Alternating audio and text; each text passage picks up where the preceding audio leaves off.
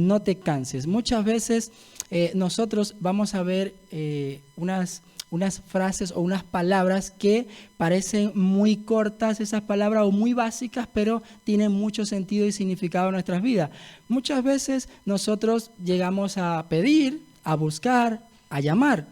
Y, por ejemplo, cuando queremos a alguna persona pedir favores, por ejemplo, ¿cuántos de aquí hemos algún momento de nuestra vida pedido favores, cierto? Pedimos un favor a una persona, o sencillamente queremos trabajar y buscamos trabajo, o algunas personas como vendedores de puerta a puerta llaman a la puerta, tocan y muchas veces esperan una respuesta positiva de que abran esa puerta. Eso lo hacemos muchas veces durante toda nuestra vida, lo hacemos de alguna u otra forma, el pedir, el buscar y el llamar. Y también el tratar a las personas, es decir, muchas veces decimos, pero quiero ser tratado con respeto, con amor. De eso también en nuestras vidas debemos dar nosotros, tratar con respeto, con amor, con consideración a las personas para que nosotros podamos recibir lo mismo. Por eso en esta mañana el Señor Jesús nos va a hablar al respecto de eso, de pedir, buscar, llamar y tratar a las personas como nosotros queremos que seamos tratados. Si nosotros queremos ser tratados de mejor manera, hacer nosotros lo mismo. Y eso nos va a enseñar el Señor Jesús a cómo pedir, buscar y llamar, y nos vamos a estar basando en Mateo 7, de 7 al 12. Pero el versículo 7 dice, pedid y se os dará, buscad y encontraréis, llamad y se os abrirá. Aquí está. Entonces, la invitación divina de nuestro amado Señor, de nuestro amado Dios, es pide, busca, llama. Como le dije al principio, durante toda nuestra vida pedimos, buscamos y llamamos sencillamente a otras personas como tú y yo. Pedimos, buscamos y muchas veces encontramos o no encontramos respuesta. La diferencia acá en pedir, buscar y llamar a nuestro Dios es que siempre vamos a tener una respuesta. Siempre. Aun cuando esa respuesta no sea la que yo quiero realmente encontrar. Pero tiene un plan Dios, tiene un propósito, tiene una voluntad que es buena y perfecta para nuestras vidas. Mateo 7:7 dice, pedid y se os dará, buscad y encontraréis, llamad y se os abrirá. Vamos a leer juntos este versículo. A ver, pedid y se os dará, buscad y encontraréis, llamad y se os abrirá. Muy bien, la primera palabra, la primera invitación que nos hace es que pidamos, que busquemos y que llamemos. Entonces, pedir. Pero para pedir en este caso a nuestro amado Dios, debemos tener, para empezar, tenemos que tener humildad. O sea, reconocer que lo que a quien yo le estoy pidiendo, yo no puedo hacerlo por mi propia cuenta, y reconocer que hay una autoridad por encima de mí, en este caso nuestro Dios, el que puede hacer realidad lo que yo estoy pidiendo. Entonces, tener la humildad para acercarme y pedir. Porque una persona soberbia, yo escuchaba, por ahí un día estaba en un trabajo y la persona que aparentemente no cree en Dios dice, es que Dios, eso no vale nada, solo vale lo que yo trabaje, y si yo no trabajo no como, si yo no trabajo no suplo mis necesidades, decía la persona. Entonces, una persona que es capaz de expresarse de esa forma no tiene la humildad para acercarse a Dios. Obviamente no se va a acercar a Dios porque tiene una soberbia de decir, es lo que yo pueda hacer, es lo que yo debo hacer, así es que cubro mis necesidades. Entonces, lo primero que se debe tener para poder pedir es tener humildad, acercarme a Dios. ¿Se acuerdan cuando vimos las bienaventuranzas? La primera bienaventuranza era los pobres en espíritu, o sea, aquellas personas que reconocen que sin Dios no son nada. Eso es, tener una humildad para poder acercarme y decir, Señor, te pido esto. Inclusive las necesidades que Él ya la conoce, pero es necesario que le pidamos. Señor, te pido por esto, Señor, que seas tú arreglándolo, porque ya de verdad con mi fuerza lo he intentado todo, yo no puedo hacerlo, solo tú lo puedes hacer. Y al tener esa humildad de reconocer que yo no puedo, sino Dios, es una de las primeras características que debemos tener para pedir a nuestro amado Dios. Pero tenemos que tener una actitud de dependencia total de nuestro Dios. No sé usted, pero yo quiero toda mi vida depender de Dios. Es lo mejor que podemos hacer.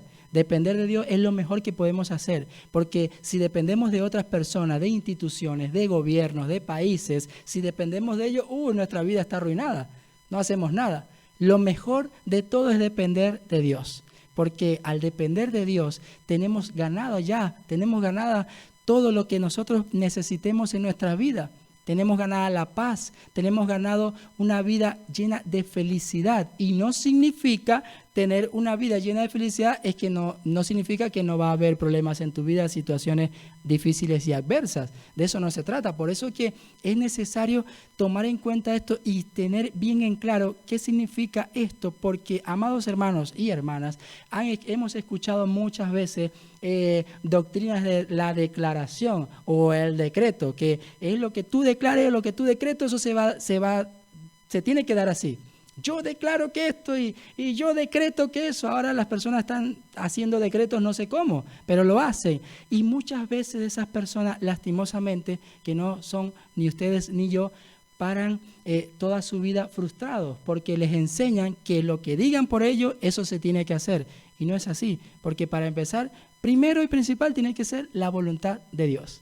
La voluntad de Dios, porque muchas veces lo que yo quiera decretar, lo que yo quiera manifestar con mis labios y decir, lo declaro, es así, muchas veces no es lo correcto o no es lo ideal, no funciona de esa forma. Por ejemplo, hay personas que llegan a tener una enfermedad muy fuerte en su vida, pero esas personas en su vida en su corazón tienen arraigado raíz de amargura, falta de perdón, o sea, internamente su alma está quebrada, está mal. Pero llegan a tener una enfermedad en su cuerpo y quieren ser sanadas. Y una persona que venga o se le invite, no, es que el hermano allá que él decreta o él declara y yo voy a ser sano. Y la persona va y se sana en el nombre de Jesús, en el nombre de Jesús, y esa persona no se sana físicamente, ¿cómo va a quedar la persona que está enferma? Frustrada, ¿cierto? Es necesario que se cumpla la voluntad del Señor. Y la voluntad del Señor realmente ahí en esa persona es que su alma sea sanada, sea restaurada, porque esa persona si tiene falta de perdón, si tiene mucho rencor en su corazón, ¿de qué le va a valer estar sana físicamente? Va a decir, sigo con mi vida con falta de perdón, con rencor, pleitos con todas las personas. ¿Se acuerdan ustedes de aquellos amigos que subieron, aquellas personas que subieron a su amigo por un tejado, hicieron un hueco y lo bajaron? El Señor le era más fácil, para los amigos, le era más fácil escuchar, levántate, sé sano y levántate. ¿Y qué fue lo que dijo el Señor a ese paralítico? Tus pecados te son perdonados. O sea, para el Señor, en ese momento, era necesario enseñar a las personas que más allá de su estado físico, de sanarlo físicamente, era sanarle su alma, porque tenía pecados esa persona. Entonces ahí vemos que muchas veces están frustradas las personas por no entender esas cositas que no siempre se da como nosotros queremos, el pedir. Debemos hacerlo con humildad y dependencia de Dios. Luego, miren en Santiago 1:5, si a alguno de vosotros le falta sabiduría, pídasela a Dios y Él se la dará, pues Dios da a todos generosamente sin menospreciar a nadie. Señor, dame sabiduría para yo poder conducirme en esto, para saber cómo pedir, para saber si una persona llega a mí que dice que ore por esto, que tiene que ser de esta forma. Dame esa sabiduría, Señor, para conducirme en todo. Y Dios, que dice en Santiago 1:5, se la dará, pues Dios da a todos generosamente sin menospreciar a nadie. Vamos con la siguiente palabra, buscar. Buscar. Para poder buscar debemos hacerlo con dedicación. No basta decir, bueno, buscar y quedarme tranquilo que ya va a llegar. Debo buscarlo. Yo, por ejemplo, algo tan sencillo en nuestra vida, de algún momento no sabemos dónde, los varones sobre todo, no sabemos dónde dejamos nuestra billetera. Y entonces los que estamos casados y mi amor, ¿sabe dónde dejé la billetera? Sí, por allá está, búscala, allá en la gaveta. Ok, voy allá a la gaveta.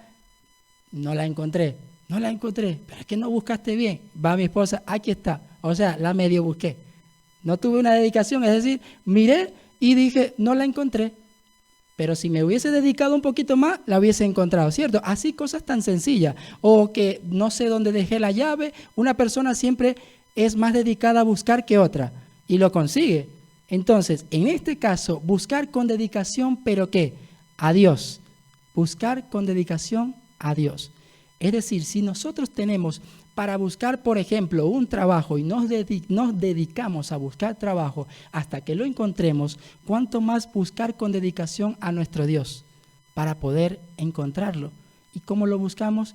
En oración, mediante su palabra, comunión con Él, dándole ese tiempo que realmente merece nuestro Dios para buscarlo. Y su voluntad. Buscar a Dios y su voluntad. Qué hermoso es eso. Qué hermoso es saber, entender cuál es la voluntad de Dios para tu vida, para mi vida. Es lo más maravilloso, porque nos libramos de cantidades de problemas, de frustración en nuestra vida si entendemos cuál es la voluntad de Dios, aun cuando no sea como nosotros queremos que sea. Luego, en un momento muy pequeño, nos va a doler, no vamos a entender. A mí me pasó. Mi esposa debía haber llegado el 15 de noviembre del año pasado y no llegó. No la dejaron embarcar del vuelo de Perú acá a España. No llegó. Y cuando yo vi esa noticia, me llama ella, dice, no me dejaron montar en el vuelo, no me dejaron abordar. Mi hermano, usted no se piensa cuánto yo lloré como un niño. Desde las 11 o 12 de la noche, hora de acá, que yo supe eso, hasta las 3 de la mañana me dormí llorando, porque yo no entendía. En ese momento no lo podía entender, no lo podía digerir. ¿Por qué sucedió que no le permitieron volar? Eso para mí no lo entendía. Pasaron unos días y luego entendí que era la voluntad de Dios para que yo venía. Porque cuando ellos en esa fecha iban a llegar, no teníamos un piso donde estar los tres. No teníamos para estar un piso. Cuando ellos luego se da la siguiente fecha de vuelo, el 20 de febrero, cuando ellos llegan, ya había un piso para que estemos los tres. O sea, lo entendí perfectamente, que no era ese tiempo de Dios, de que ellos venían en esa fecha, aunque nos dolió bastante. Y esa es la importancia de buscar a Dios con dedicación, para entender cuál es su voluntad en nuestras vidas. Entonces ahí Jesús nos invita a que busquemos con dedicación a Dios y su voluntad. No decir buscar por buscarlo o bueno, para dar un tiempo. Dios conoce nuestro corazón y sabemos qué tiempo le damos a Él de calidad. Si tienes un móvil allí o lee el móvil, la Biblia la lee en el móvil, coloque ahí, hay unas opciones donde dice no molestar y no te molesta, no te llega ninguna notificación para que tengas tu tiempo ahí con Dios. Y eso es lo más maravilloso que vas a pasar en tu vida. Y vas a entender muchas situaciones de por qué tu familiar es así, por qué tus hijos todavía no llegan a los pies del Señor, o por qué tantas razones en tu vida lo vas a entender a buscar con dedicación a Dios y su voluntad. Mateo 6:33 nos dice, y lo vimos la vez pasada, más bien buscad primeramente el reino de Dios y su justicia, y todas estas cosas os serán añadidas. Dios tiene el control de todo, pero nosotros dediquemos a buscarlo a Él. Y llamar. Debemos llamar, es un acto de persistencia. El llamar, cuando Jesús enseña, dice, y llamar y se os abrirá. Eso en el original significa tener persistencia, perseverancia, fe. Cuando una persona llama a la puerta, quiere que le abran. Entonces, llama hasta que le abran.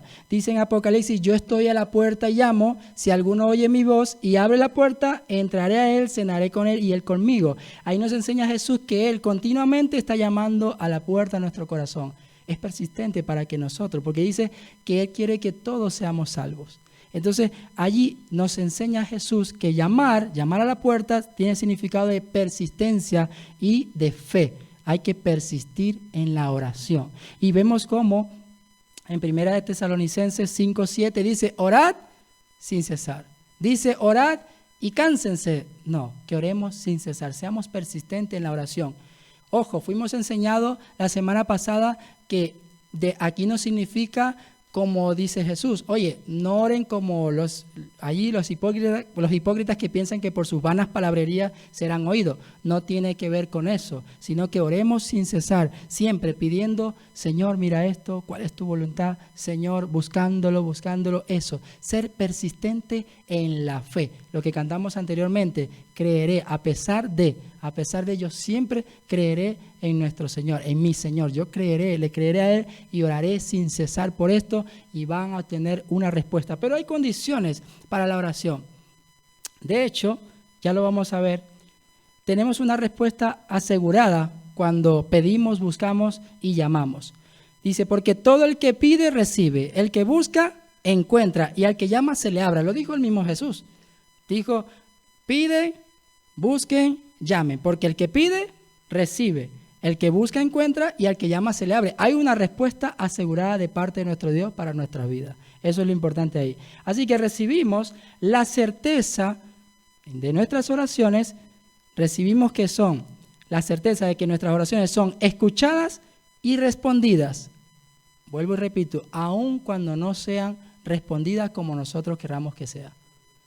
Porque Dios siempre, y lo vamos a ver con nuestro hermano Gustavo más adelante, va a dar lo que es mejor para nosotros. Siempre vamos a tener la respuesta de parte de Dios. Dice, el que encuentra significa que descubre la voluntad de Dios. Maravilloso descubrir la voluntad de Dios en nuestras vidas. Y abrirá significa que las puertas en el tiempo oportuno se van a abrir. Dios, si una puerta se cierra, se abre otra por allá, pero en el tiempo oportuno de nuestro amado Dios. Y hay una condición, hay condiciones para la oración, vamos a resaltar algunas. Confesar sus pecados. Definitivamente hay que confesar sus pecados. En Salmos 66, 18 dice, si en mi corazón hubiera yo abrigado maldad, el Señor no me habría escuchado. Así que es importantísimo llegar a los pies del Señor, confesar los pecados. Señor, mira esto, estoy airado con esta persona, tengo rencor, Señor, por favor, ayúdame. Dice, por tanto, si traes tu ofrenda al altar y allí te acuerdas de que tu hermano tiene algo contra ti, anda, reconcíliate primero con tu hermano y entonces ven y presenta tu ofrenda. Dice, deja tu ofrenda delante del altar y anda, reconcíliate primero con tu hermano y entonces ven y presenta tu ofrenda. Ponte de acuerdo con tu adversario entre tanto que estás con él en el camino, no sea que el adversario te entregue al juez y el juez al alguacil y seas echado en la cárcel. Te digo que no saldrás de allí hasta que pagues el último cuadrante. Es decir, tienes que estar ya delante de los pies del Señor, confesar eso. Si tienes algún rencor con alguna persona, falta de perdón, confesarlo delante del Señor para poder presentar la ofrenda delante del altar. Entonces ahí lo dice en Salmo 66, 18, debemos, primera condición, confesar los pecados a nuestro amado Dios. Orar con fe. Definitivamente hay que orar con fe. No dice, bueno, voy a orar no, orar con fe, que nada de duda pueda haber allí para decir en Santiago 1, 6, 8, pero pida con fe sin dudar, porque quien duda es como las olas del mar, agitadas y llevadas de un lado a otro por el viento. Quien es así, no piense que va a recibir cosa alguna del Señor. Es indeciso e inconstante en todo lo que hace. Oremos con fe, creyendo que vamos a obtener la respuesta de parte de Dios. Persistencia, ya lo vimos en llamar. Hay que tener persistencia. Ahí rápidamente Lucas 18, 1 a 8, Jesús está contando la parábola a sus discípulos de una viuda que estaba buscando a través de un juez injusto que le hiciera justicia. Y todos los días iba. Ahí está. Les dijo, había en cierto pueblo un juez que no tenía temor de Dios ni consideración por nadie. En el mismo pueblo había una viuda que insistía en pedirle, hazme justicia contra mi adversario. Durante algún tiempo él se negó, pero por fin concluyó, aunque no temo a Dios ni tengo consideración por nadie, como esta viuda no deja de molestarme, voy a tener que hacerle justicia, no sea que con sus visitas me haga la vida imposible. Continuó el Señor, tened en cuenta lo que dijo el juez injusto. ¿Acaso Dios no hará justicia a sus escogidos que claman a Él día y noche? ¿Se tardará mucho en responderles? Os digo que sí les hará justicia y sin demora. No obstante, cuando venga el Hijo del Hombre, ¿encontrará fe en la tierra? ¿Encontrará fe en mí? ¿Podemos hacernos esa pregunta? Entonces, si un juez injusto fue capaz de hacer justicia a esa viuda que fue persistente día tras día, ¿cuánto más no hará el Señor por nosotros? Debemos ser persistentes, persistir en la oración cada día. Y acorde a la voluntad de Dios definitivamente. 1 Juan 5:14. Esta es la confianza que tenemos al acercarnos a Dios, que si pedimos conforme a su voluntad, Él nos oye. Si es conforme a su voluntad, ¿Él qué? Nos oye. Precioso. Señor, hágase tu voluntad. El Señor Jesús, cuando oró en Getsemaní, ¿qué dijo? Señor, si es posible, pase de mí esta copa sin que yo la vea, pero que no sea como yo, sino conforme a tu voluntad. Eso es así. Si el mismo Jesús, Hijo de Dios, nos dio ese ejemplo, ¿cuánto más nosotros decir, Señor, haz tu voluntad para hacer esto? Quiero que se haga tu voluntad, no como yo quiero. Yo quisiera hacer esto, pero si no es tu voluntad, yo no lo quiero hacer. Siempre pedir acorde a la voluntad de nuestro Dios. Entonces, nuestra oración a Dios, de esa forma, Dios nos oye y el Señor nos responde. De esa forma, lo que es mejor para todos nosotros. Y luego en los versículos siguientes, el 9 y el 10, dice, ¿qué hombre hay de vosotros si su hijo le pide pan, le dará una piedra? ¿O si le pide pescado, le dará una serpiente? Ahí está, deja esas preguntas al Señor y nos las va a responder por medio de nuestro hermano Gustavo. Miramos el versículo 11 y versículos 11 y 12, dice la palabra del Señor, pues si vosotros, aunque no buenos, aun siendo ¿qué? Malos. No dice que fuimos malos. Está hablando de un estado presente continuo, ininterrumpido. Aún siendo malos. Si en algún momento alguien le dijo, es que creo que usted es muy buena persona, le estaba engañando. ¿Sí? O por lo menos desde la óptica, o por lo menos desde la referencia humana, sí. Desde la perspectiva de Dios, no. Entonces dice, pues si vosotros, aún siendo malos, sabéis dar cosas buenas a vuestros hijos, ¿cuánto más vuestro Padre que está en el cielo dará cosas buenas a los que le pidan? Así que en todo, tratad a los demás tal y como queréis que ellos os traten a vosotros. De hecho, esta es la ley y los profetas. Entonces, nos damos cuenta que el versículo 11 es una respuesta a las preguntas que ya vienen, como mencionaba David, elaborándose en el versículo 9 y en el versículo 10. El versículo 9 no lo tenemos aquí, pero pregunta, ¿quién de vosotros si su hijo le pide pan, le da una piedra? Y en el versículo 10 dice, o si le pide un pescado, le da una serpiente. Continúa entonces, pues si vosotros aun siendo malos sabéis dar cosas buenas a vuestros hijos, como lo acabamos de leer, cuánto más vuestro Padre que está en el cielo dará cosas buenas a los que le pidan. ¿Cuál es la razón entonces? ¿Cuál es la explicación de por qué nosotros podemos tener la garantía de que si nosotros pedimos a Dios, y bien como decía David a la luz de las Escrituras, si pedimos conforme a su voluntad, ¿cuál es la garantía de que recibiremos? La garantía son dos. Una, dice la palabra que si aún el hombre en su estado natural de maldad tiene la capacidad dada por Dios de considerar la necesidad del prójimo para responder a esa necesidad. Si el hombre tan limitado y pecador tiene la posibilidad de responder a esa necesidad, ¿cuánto más quién? Vuestro Padre que está en el cielo. Esa expresión, vuestro Padre que está en el cielo, bueno, significa tantas cosas y vamos a tratar de resumirlas. El hecho de que la palabra indique que Dios está en el cielo, está hablando de que Dios tiene el dominio sobre todas las cosas. Recuerden que cuando está hablando del cielo no está hablando de este cielo que nosotros podemos ver, sino de un lugar que las Escrituras llaman el tercer cielo y que está fuera de este lugar físico que nosotros vemos. Y eso indica que desde ese lugar Dios tiene control sobre todas las cosas. Pero además dice y refiere a Dios no solamente como el Dios que está en el cielo, sino como vuestro Padre. Como vuestro Padre. Y eso significa que aun cuando Dios que está en el cielo, que está aparentemente tan lejos en ubicación del lugar donde nosotros estamos, el estatus de Padre lo hace estar mucho más cerca de lo que nosotros creemos. De hecho, hay dos términos en teología, eso le va a sonar un poquito extraño, pero es importante conocerlo, y es que Dios es un Dios trascendente. La trascendencia de Dios significa que Dios está por encima de toda su creación. Y no hay nada en lo creado que pueda contener la magnificencia y la gloria de Dios. No hay nada que lo pueda contener. Por eso Dios no habita en templos hechos por manos de hombres. Eso es lo que significa la trascendencia. Dios está por encima de toda su creación. Es más grande que toda su creación. Lo sobrepasa eternamente. ¿Sí? Pero asimismo, como Dios es trascendente, Dios es, esto es un término un poquito más complejo, inmanente.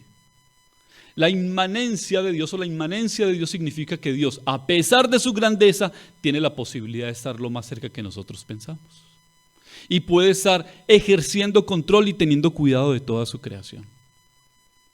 Y para tener cuidado y tener la capacidad de responder a las necesidades de su Hijo, no hay otra forma mejor de presentarse que presentarse, valga la redundancia, como un padre. ¿Sí? Ahora, entendemos entonces a la luz de las Escrituras que no solamente Dios tiene la capacidad de responder, no solamente que Dios tiene el deseo de responder, sino que tiene la capacidad y el deseo de responder con buenas cosas. No solamente con cualquier cosa, sino con ¿qué? Con buenas cosas, dice el versículo 11. Ahora, cuando nosotros examinamos el Evangelio de Lucas, en el capítulo 11, versículo 13, nos encontramos con un texto completamente o casi igual, pero nos revela algo distinto.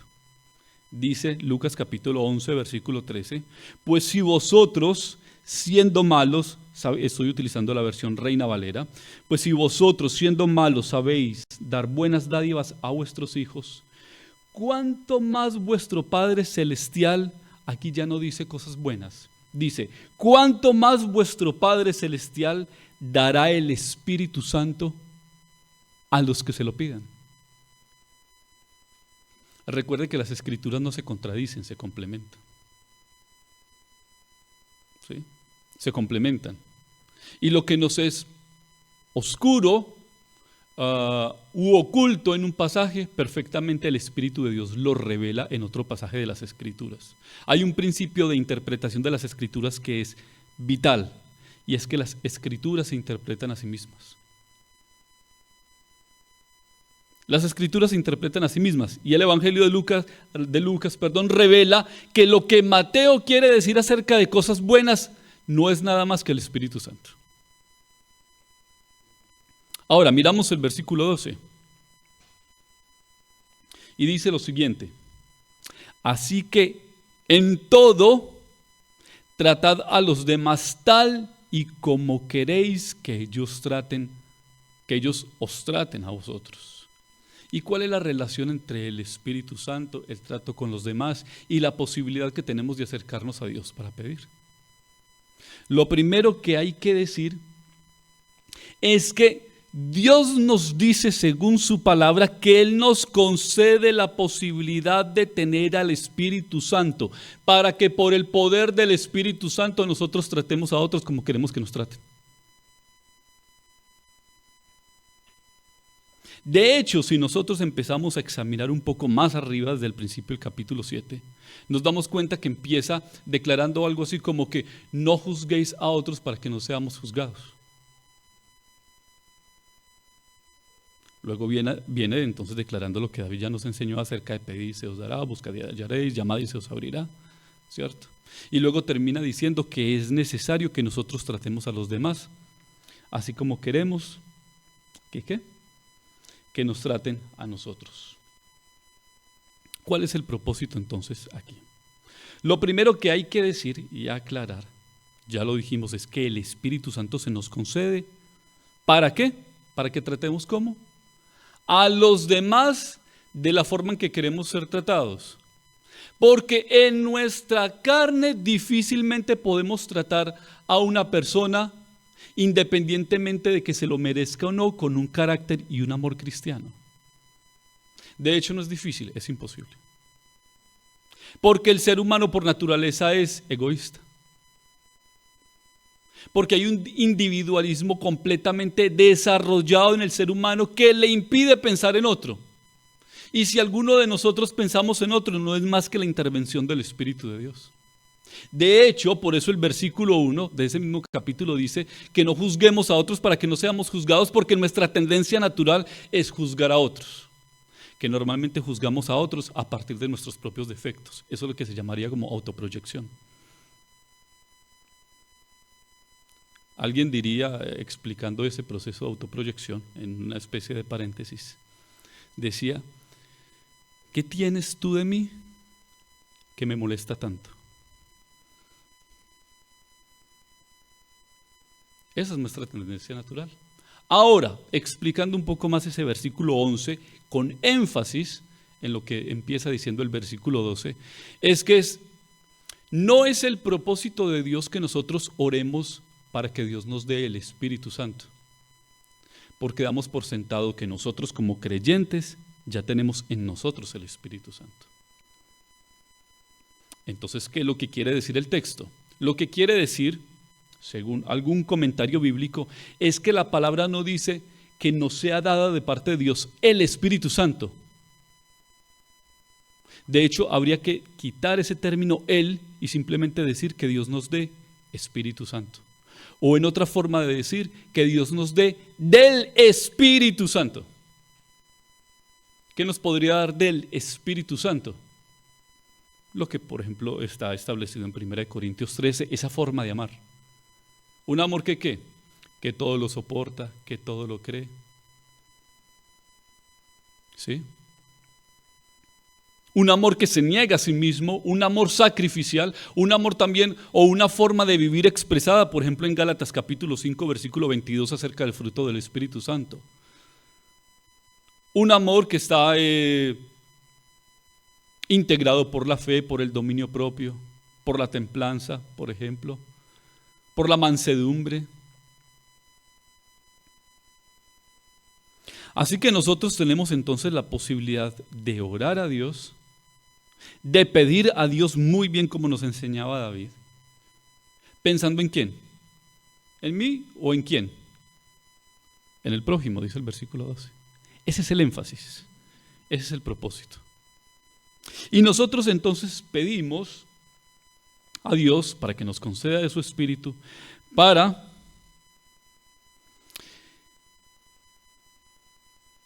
que nosotros, bueno, no avance aquí en las diapositivas,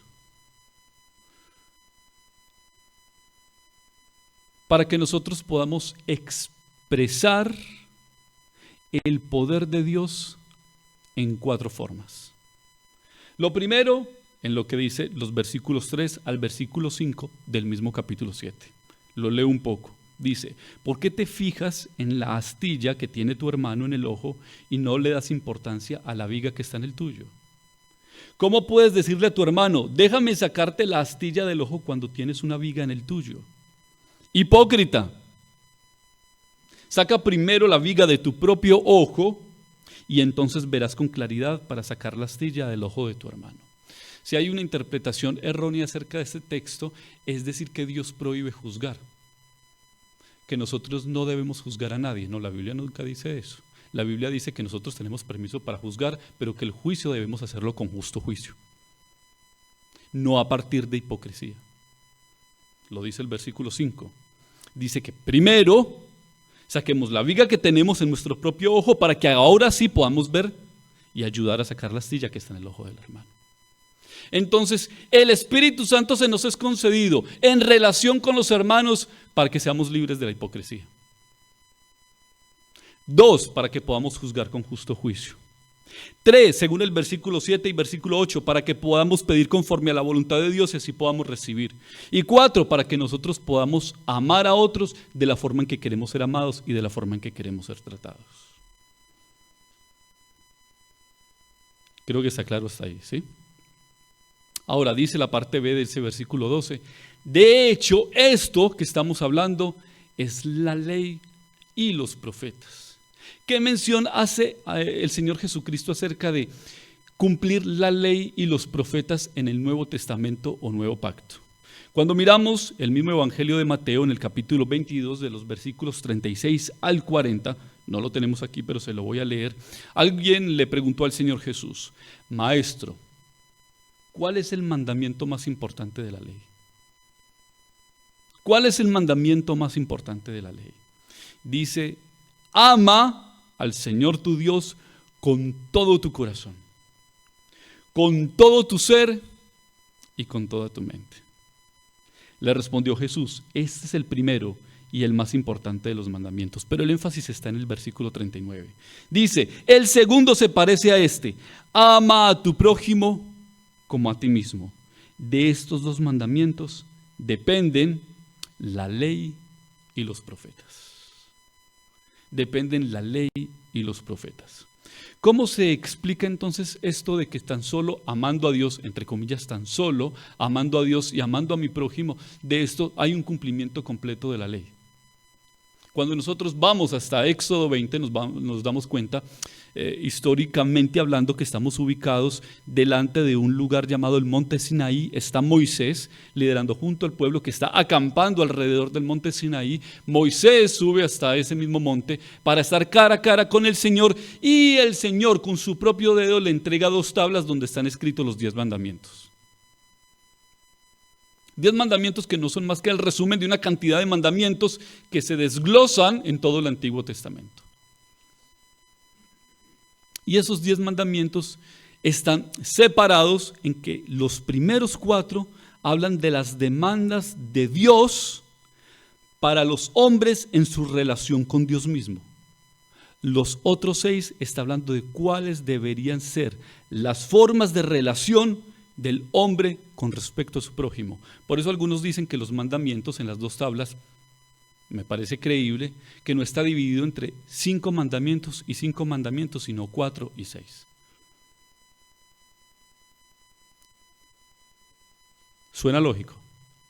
Ahora, cuando yo decido amar a mi prójimo, según nuevamente este versículo 12 de Mateo 7, por el poder del Espíritu Santo que me es concedido para amar, porque yo no tengo esa capacidad, ni esa posibilidad, ni ese deseo de amar de esa manera,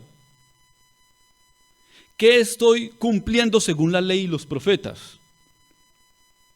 Entonces vamos por ejemplo, en ese mismo Éxodo 20, que tampoco lo tenemos aquí, en el 5º mandamiento, y se lo voy a leer a la ligera, o se lo voy a leer rápido, de forma ligera, dice, honra a tu padre y a tu madre para que disfrutes de una larga vida en la tierra que te da el Señor tu Dios. 2, no mates. 3, no cometas adulterio. 4, no robes. 5, no des falso testimonio en contra de tu prójimo. 6, no codicies la casa de tu prójimo. No codicies su esposa, ni su esclavo, ni su esclava, ni su buey, ni su asno, ni nada que le pertenezca. Cuando amamos de la forma en que Cristo desea que nosotros expresemos su amor, estamos cumpliendo con estos 6 mandamientos. Por eso la palabra dice que la forma de amar en que Cristo desea que nosotros amemos por la intervención del Espíritu Santo, estamos cumpliendo los mandamientos de Dios.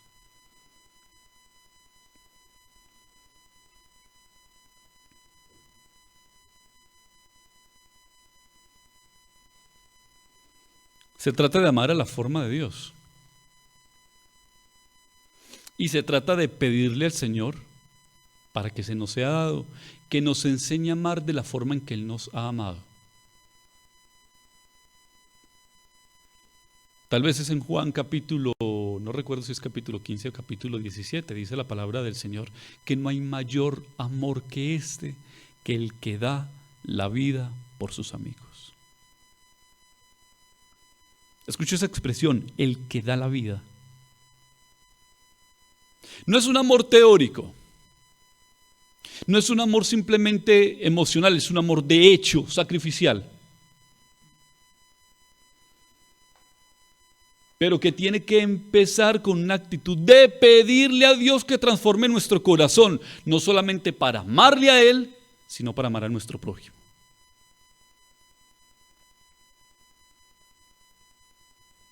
Escuche esto, y estamos terminando. El texto no dice que amemos al prójimo si ellos nos aman. Eso no dice. En ninguna parte de las Escrituras dicen que amemos a nuestro prójimo si ellos nos aman. Pero tampoco nos dice que los amemos para que ellos nos amen. Tampoco lo dice. Porque esto de amar al prójimo no nos está dando una garantía de que nosotros podamos recibir lo mismo. Pero sí que nos está dando una garantía de que estamos modelando a Jesús.